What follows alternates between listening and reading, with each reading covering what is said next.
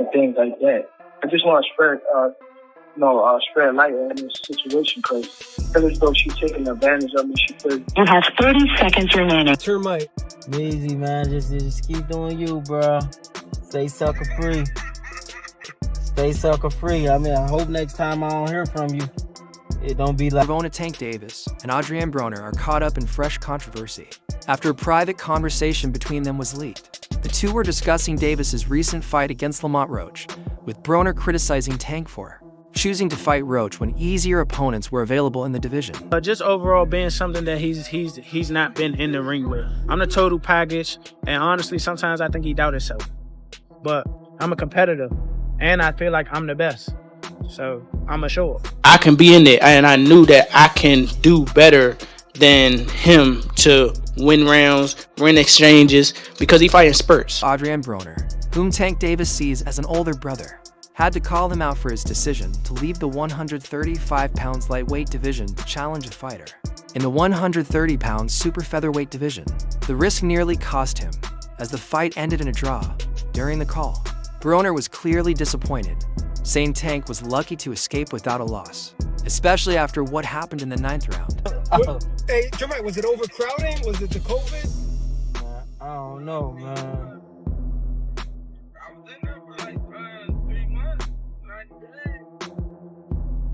I just don't get it, man. You know, it was even harder for Broner to watch because he had always tried to guide Tank away from making the same mistakes he did. Broner was the one who first discovered Davis and introduced him to Floyd Mayweather, seeing undeniable potential in him. Unfortunately, he's now frustrated that Tank lacks the discipline and consistency to live up to that potential. Their conversation was mostly peaceful, but both men didn't hold back their frustrations about the state of Davis's career. Like, how many times, bro, how many get out of jail free cards do you get from doing whatever you did? The main disagreement between them was about a rematch. While Tank was eager to run it back with Lamont Roach, Broner felt that a rematch would do more harm than good. He worried it would hurt Tank's reputation and tarnish his undefeated record. It seems Broner has lost confidence in Davis. Like a concerned father, he has grown increasingly worried about Tank's future, once seeing him as the next big thing after Floyd Mayweather. Broner now appears determined to steer Davis away from danger before it's too late.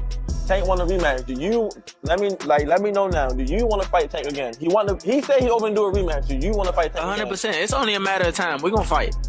We're gonna fight again. It's just whenever the fight gonna happen. So it's gonna happen. It's gonna happen. Okay. They say they want it in New York again. Do you want to fight again in the Barclays Center? I wouldn't mind, but I'd love for it to be in DC. Okay. A warrior is great, but knowing when to stop fighting is just as important. That's exactly what Broner tried to get Davis to understand during their call. While they had a few disagreements, their brotherly bond remained strong. And by the end of the conversation, the love and respect between them were still intact. Like right now, me and Tank, it's weird because he loved me to death. He know I love him to death. But we don't talk every day how we used to. Nigga, it used to be a time where you ain't see me without Tank, or you ain't see Tank without me. But what happened was, I think what happened was, he just like, damn, bro. I feel like he look up to me so much. It's like, I let him down. Cause he's somebody that really know like what I can do and how good I am.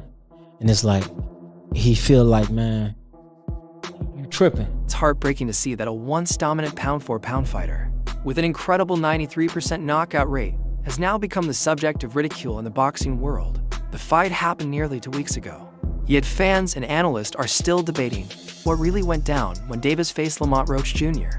in a bout where his WBA lightweight title was on the line. In particular, people can't stop talking about the moment in the 9th round when Tank unexpectedly took a knee. There's a counter right, nice right uppercut. Roach taking the fight to Davis. Davis high guard, wanting to explode with the left. Oh, and that right, but Davis took off some of the steam of the punch, but still, Roach leading with right. He took a knee. He took a knee.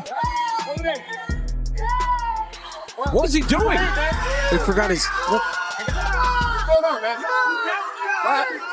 It's got to be enough. What in the world is happening? Took a knee. He's got to count. This is a knee. Listen to me. I understand. If you take a knee like that, that looks like a knockdown. All right? You understand? Back up. Many are still discussing how he walked to his corner, had someone wipe his face, then returned to the fight without the referee, Steve Willis, calling it a knockdown or issuing a penalty. Pausing a fight like that should have led to disqualification. Yet Davis escaped with a majority draw. However, while his record remains intact, his reputation has taken a major hit. Many believe that the knee should have cost him his first professional loss. And with combat sports fans being notoriously unforgiving, the outcome of this March first fight has turned Davis into an easy target for harsh criticism. Your coach just said, can you confirm, did you get your hair done 2 days before the fight? Yeah. I ran water over it today, but I must say do it enough. Can you describe what the feeling was like in the ring? And was it to get the towel out, to get the burn out of your eyes, or what was going on? And I didn't want to get caught. I didn't want to get caught while my eyes was burning. And you know, like, you can get knocked out like that. So I'd rather take the knee than, you know. But I didn't really know that you can, like, get disqualified for all that. Or, like, when you start counting, I'm like, what the hell? But I don't know. This is clear from some of the top comments on Davis's Instagram post, where he and Roach were seen jawing at each other before the fight. The post was captioned, "See y'all tomorrow." But the top comment, which is nearly 3,200 likes, reads, "Bro took a knee." The comments kept rolling, and even a week after the fight, showing fans are still upset about the outcome. Another fan wrote, "You're clearly the better fighter, but bro, why do you play around so much?" A third added, "You took a knee and blamed it on grease from your hair." Going through your mind when you heard the decision?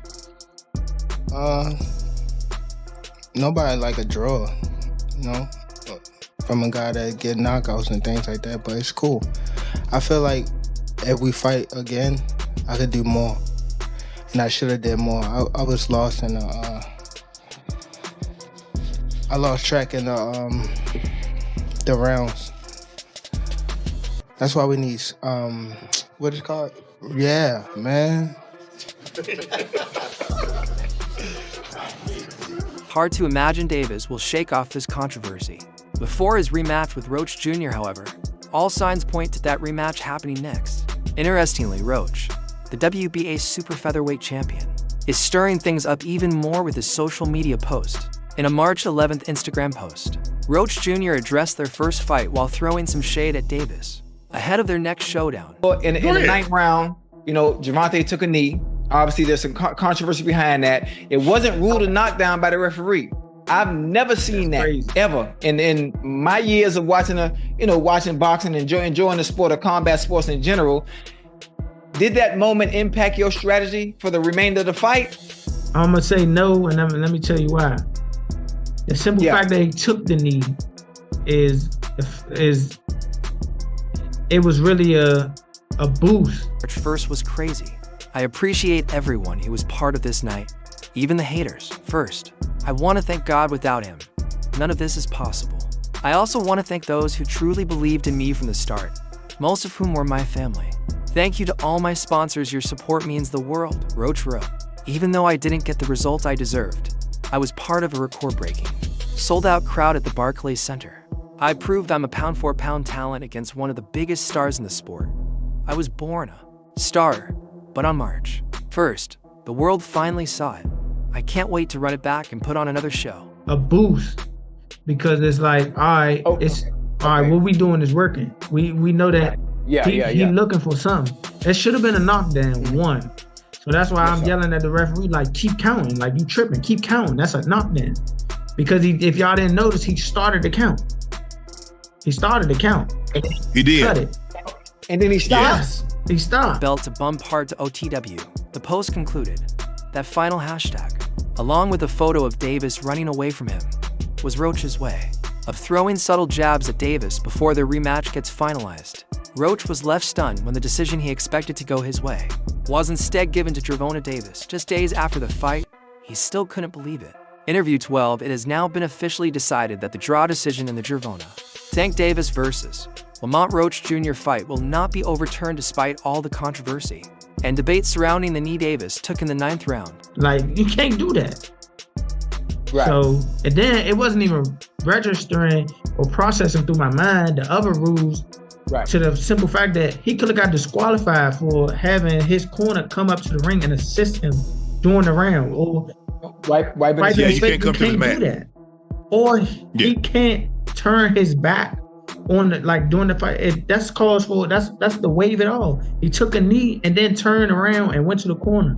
In their verdict, the New York State Athletic Commission stated, The ruling states that since the fight continued for over 3 more rounds, after the referee's no knockdown call, both fighters had to adjust to that decision. Because of this, the referee's call was not considered outcome determinative. The statement also noted that while the New York State Athletic Commission believes the knee should have been ruled a knockdown, it was ultimately up to the referee to make that call. Since referee Steve Willis did not consider it a knockdown, the commission has chosen not to dispute the outcome. Who's going to fight next? That's what I'm talking about. That's the question right there. I want to unify at 135. Me and Shakur already talked to each other, and if he's available and we can line it up, that's what we're going to do. Really? Y'all wait, y'all spoke like this? Yo, let's get this popping. For sure. Like what are you talking about? If he beats Tank, he's fighting Tank again. Obviously, there's a rematch. No one is more frustrated by this than Lamont Roach Jr. on March 8th. He took to X to address his appeal to the New York State Athletic Commission and their final decision. Look, man, I'm gonna tell y'all straight up I ain't see nobody. Shut the hell up. My team submitted an appeal on my behalf. What kind of team wouldn't stand up for their fighter when they know something was wrong? They had my back. So y'all can put that lawsuit talk to rest, Roach Jr. wrote, he added. I'm not surprised by the commission's decision. A little disappointed. Yeah, especially since they admitted Steve made the wrong call in the 9th round. But I wasn't banking on an overturn. Everybody knows I won that fight. And that's all that matters. Part 2 is on the way. Past that, we're talking past that because you got to give him the option and tell what he gonna do. So you talk personally to Shakur, no managers, whatever. Yeah. Wow. Personally, he cool. Okay. So let me ask you a question. So you're now officially moving up to 35? I mean, we gonna see. I mean, so I'm gonna be the champ at both weights. Right. And if there's no opportunity to unify at 35, I want to unify at 30. I'm pretty sure that's gonna happen. Looks like Roach Jr. will finally get his shot at revenge against Davis in their upcoming rematch. Ever since the controversial March 1st fight between Gervonta Tank Davis and Lamont Roach Jr. ended in a majority draw, a rematch seemed inevitable. Roach Jr.'s appeal to the New York State Athletic Commission to overturn the fight's result had to be processed first, but now that it's been denied, the road is clear for this highly anticipated rematch to take place. Stop the fight. Oh, I ain't know that. Yeah. Damn. I'm watching you, and a lot of times when people hit Tank, like Ocho was saying, they retreat. But it seemed like you had a strategy. Like if he hit me, I'm gonna hit his ass back just as hard as many times as he hit me. And I don't think he expected you to return the kind of fire that you returned because you wobbled him a couple of times. March 16th, Sports Illustrated's Chris Mannix shared a possible date and location for the fight, writing, a Tank Roach rematch could happen as early as June 21st in Las Vegas. Sources say both sides are now committed to running it back. This lines up with a March 13th report from boxing journalist Michael Woods, who stated that June was looking likely for the Lamont the Relentless Roach versus Gervonta Tank Davis rematch. Woods also speculated on whether the fight would be held in Vegas, back in New York where their first match took place, or somewhere else on the East Coast, given that both fighters are from there. It was one of the many things that we trained for. Obviously, he happy-go-lucky with his left, and it been working for his whole career. He been knocking these dudes out. Mm-hmm. So, we've been training. We've been sitting on the left, being able to working on countering, working on, being able to block and come back. And we had some pretty fast guys, and then we had some pretty strong guys that I had to, switch rounds with every. There's no doubt that Las Vegas is the go-to city for boxing's biggest fights. So it's no surprise that it seems to be the frontrunner to host the rematch. Earlier this month, Roach said he thought July would be a good time for the rematch, but hoped it would happen even sooner. Now, it looks like his wish will come true, after Gervonta Tank Davis walked away with a controversial majority draw against Roach Jr. Many in the boxing world have started questioning whether the Baltimore native is still at his peak.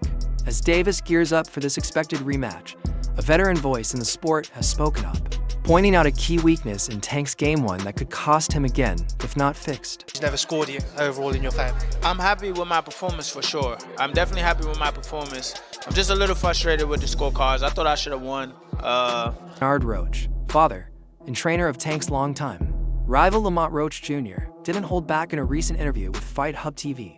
When asked about Davis's performance and the New York State Athletic Commission's refusal to overturn the result, he gave a blunt assessment. His age is catching up to him. His legs aren't what they used to be, Roach Sr. said, suggesting that Davis is no longer as explosive as he once was. A surprising take for a fighter who's only 29. Roach also questioned a major coaching change Davis made before the fight. Instead of being led by longtime mentor Calvin Ford, Davis had Barry Hunter in his corner. The switch fueled speculation, and Roach Sr. believes it may have contributed to Davis's lackluster performance. He changed his trainer, and that could be a factor, he added. Seeing how he reacted to certain stuff, I'm pretty sure he was trying to do the same thing. And, you know, he's an excellent fighter. He's undefeated for a reason with a 97% knockout. I mean, it ain't that no more. But you know what I'm saying? But with a 90% knockout ratio and everything like that, you know, it take a little thinking in there. It's a thinking man's game, especially when it's on that type of level. So that's what I went out there and did. Ford later explained that Hunter took over not because of any fallout between him and Davis, but due to scheduling conflicts, as he needed to focus on his amateur boxing gym. However, Bernard Roach and others remained skeptical, believing the change affected Davis's performance. When asked if he thought Davis did enough to win, boxing veteran Robert Garcia didn't hesitate. "There's no way you can say Tank won. No way." Despite the controversy, Davis remains undefeated, but his reputation has taken a hit. Reports from Boxing Kingdom suggest that the rematch is set for June 2025, possibly in Las Vegas, though some insiders are pushing for a return to New York, where their first fight was a sold-out success. Journalist Michael Woods pointed out that both fighters are East Coast natives, making New York an attractive option. I happen to be a boxing fan, that the fact that I do watch him fight, you know what I'm saying? Like, I really like boxing. Are you open to immediate rematch? In my contract, immediate rematch was signed. I signed for the immediate rematch when I signed for the first set. With Davis's star power and Las Vegas' status as boxing's biggest stage, the final decision will ultimately be up to him and his team. However, if Davis wants to maintain his position as one of the sport's elite and avoid another disappointing result, he'll need to address the concerns raised by Garcia and others. His mobility, timing, and overall sharpness will be closely watched leading up to the rematch. With Roach eager to prove the first fight wasn't a fluke, and Davis determined to reclaim his dominance, fans can expect fireworks when they step into the ring again. He lost, or just in case it was a draw. So when you got a rematch clause, how long we take it? It's up to the A side and when they want to fight. So I'm thinking it's gonna be soon. I'm hoping it's gonna be soon. Let's say that. What is soon to you? When you say soon to me, I'm thinking a month. I'm thinking July. I'm thinking July for sure. Big question now is, can Davis prove his critics wrong and show that he's still the same fighter who took down Ryan Garcia in spectacular fashion? Or is his reign as boxing's lightweight king starting to fade? Heading into his fight against Lamont Roach Jr. for the WBA lightweight title, Gervonta Davis had knocked out 28 of his 30 professional opponents, all wins.